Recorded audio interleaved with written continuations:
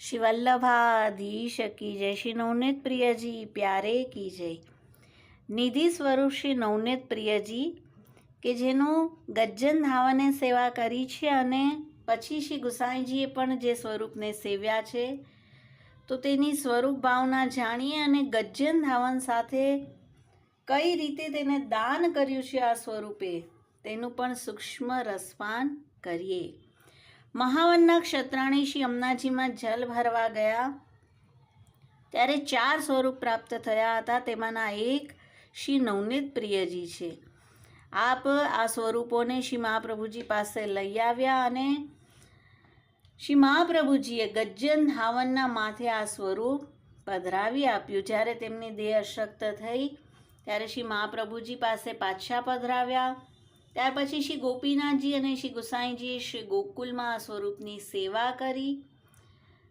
ત્યાર પછી શ્રી ગુસાઈજીએ આપના જ્યેષ્ઠ પુત્ર શ્રી ગિરધરજીને શ્રી મથુરાનાથજી, શ્રીનાથજી અને શ્રી નવનીત પ્રિયજીની સેવા સોંપી છે. આ સ્વરૂપ બાળ લીલાનું છે. બીજી લીલાઓ ગુપ્ત છે. રીંગણ લીલા કરી રહ્યું છે. નંદાલયના પ્રાંગણમાં આપ ક્રીડા કરે છે. ગૌરવર્ણ છે અને જમણા શ્રી હસ્તમાં મક્ખનનો લડ્ડુ છે.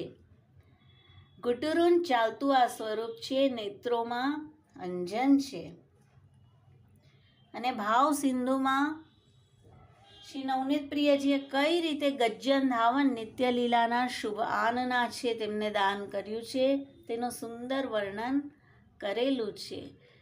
ગજ્જન ધાવન આગ્રાના એકવાર એકાદશીની રાત્રિએ આપને આજ્ઞા થઈ કે તું શ્રી ગોકુલ જઈને શ્રી મહાપ્રભુજીની શરણે આવ તો તારો જન્મ સફળ થશે. બીજે દિવસે શ્રી ગોકુલ આવ્યા છે. શ્રી મહાપ્રભુજી ગોવિંદ ઘાટ પર બિરાજ્યા છે. દર્શન કર્યા, સાષ્ટાંગ દંડવત કર્યા.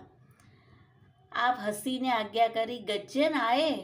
કહે છે, રાજ આગ્રે સો અભી ચલ્યો આયો હું.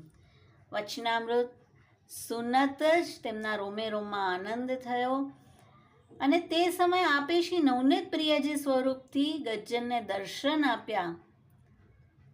દર્શન કરતા જ ગદગદ કંઠ થયા. નેત્રથી આંસુની ધારા ચાલી. મુખથી કચ્છું વચન આવ્યું અને આપે આજ્ઞા કરી કે જાઓ શ્રી અમનાજીમાં નાહી આવો અને નામ નિવેદન શ્રી નવનીત પ્રિયજી સન્મુખ કરાવ્યું છે.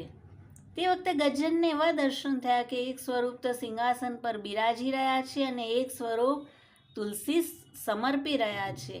બંને સ્વરૂપ એક જ છે અને એટલી બધી સ્વરૂપાશક્તિ થઈ ગઈ કે આપે તે જ સમયે નક્કી કર્યું કે કોન કી દુકાન કોન કો ઘર, મેં તો આપકે ચરણારવિંદ છોડી કે ક્ષણ ભર ભિન્ન ન રહુંગો.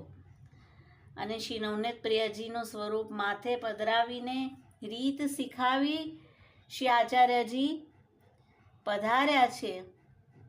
અત્યંત આસક્ત થઈ ગયા છે અને શ્રી નવનીત પ્રિયજી તેમનાથી એટલા બધા હળી ગયા હતા કે હવે ઠાકોરજી આજ્ઞા કરી કે તું અષ્ટપ્રહર મારી જ પાસે રહે, મને તારા વિના કચ્છું સુહાતું નથી.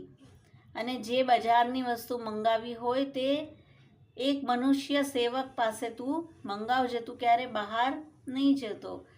અને ગજ્જન એકવાર આવી સામગ્રી વગેરે મંગાવી લેતા અને વૈષ્ણવ દર્શન કરવા આવતા તેને દર્શન કરાવી દેતા. ત્યારબાદ સુંદર સામગ્રી પોતાના હસ્તથી સિદ્ધ કરે. જ્યારે સામગ્રી અડધી સિદ્ધ થાય પછી શ્રી નવનીત પ્રિયજીને જગાવે. બાલભોગની સામગ્રી મંગલ ભોગમાં ધરે. શ્રી નવનીત પ્રિયજી જાગે, પાછે બેર બેર बुलावे, गज्जन दावन आओ आओ मैं अकेलो हूँ. तो गज्जन विनती करे, राज मैं आयो, मैं आपके पास ही हूँ. આવી સ્વરૂપાશક્તિ થઈ ગઈ હતી. અને શ્રી ઠાકોરજી ક્યારેક બચરા કરતા, ક્યારેક ઘોડા કરતા, 4 પ્રકારે સુખ દેતા: બાલરસ, પૌગણ રસ, તરુણ રસ અને કિશોર રસ. અને ગજ્જનના ઘોંટું પણ ઘીસી ગયા હતા. એટલું બધું શ્રી ઠાકોરજીથી આપ હળેલા મળેલા હતા. અને ક્યારેક તેના ઘરે સંતદાસજી આવતા ત્યારે કહેતા ગજ્જન તું ધન્ય હૈ. સંતદાસજી આપનું સ્વરૂપ આછી ભાંતિથી જાણતા. ક્યારેક ગજ્જનના ઘરે કોઈ વૈષ્ણવ આવે તો ઘરમાં સોંદાની સુગંધ ફેલી રહેતી અને વૈષ્ણવ આશ્ચર્યચકિત થઈ જતા. આમ થતાં પૂર્ણ નિરોધ પરસ્પર આસક્તિ સિદ્ધ થઈ ગઈ છે. એકવાર શ્રી આચાર્યજીએ વિચાર્યું ગજ્જનને નિરોધ સિદ્ધ થયો છે, હવે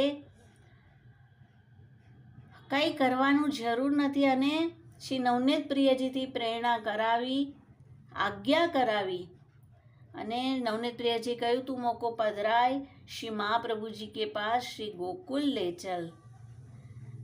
અને જે પ્રમાણે આજ્ઞા થઈ અત્યંત ખેદ થયો છે. ઠાકોરજી કહે છે તું કોઈ બાત કો ખેદ મતી કર, જહાં તું વહાં મેં, જહાં તું. આવી મધુર આજ્ઞા કરી ગજ્જનને ધૈર્ય વધાવ્યું અને ઠાકોરજીને ઝાંપીજીમાં પધરાવ્યા. ગાડામાં બાકી બધી જે પણ ઘરમાં વસ્તુ હતી તે લઈને ચાલ્યા અને વૈષ્ણવને કહ્યું ઘરનું વેચી દામ કરીને શ્રી મહાપ્રભુજી પાસે પહોંચાડી દેજો. અને જ્યારે શ્રી વલ્લભ પાસે પધાર્યા તો શ્રી વલ્લભ કહે છે કે અચાનક કેવી રીતે પધાર્યા? કહે છે કે રાજ શ્રી નવનીત પ્રિયજીની આજ્ઞા થઈ હતી. તે સમયે આપ શ્રીઅંગમાં સોંદો લગાવી સંગ લઈને પોઢ્યા છે અને એટલી બધી પૂર્ણ કૃપા થઈ છે કે એકવાર ગજ્જનને અક્કાજીએ પાન લેવા માટે પઠાવ્યા છે અને બસ થોડા દૂર જ જઈને તેઓ મૂર્છા ખાઈને ગીરી પડ્યા અને અક્કાજીએ બીજા મનુષ્ય પાસે મંગાવ્યા અને અહીંયા ભીતર જઈને જુએ તો શ્રી નવનીત પ્રિયજી શ્રી હસ્ત ખેંચીને બિરાજી રહ્યા છે કે જ્યારે મારો ગજ્જન આવશે ત્યારે જ હું રાજભોગ આરોગીશ.